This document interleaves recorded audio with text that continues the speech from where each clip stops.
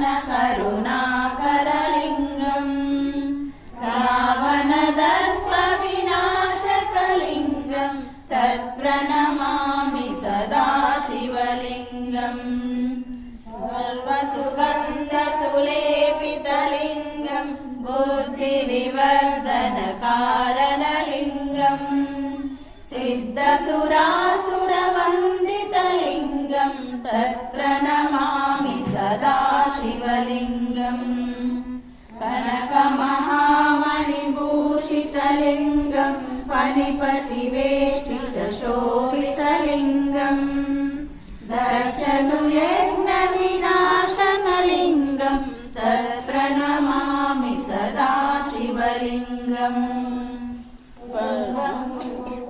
चन्दनलेपितलिङ्गम् पङ्कजहारसशोभितलिङ्गम्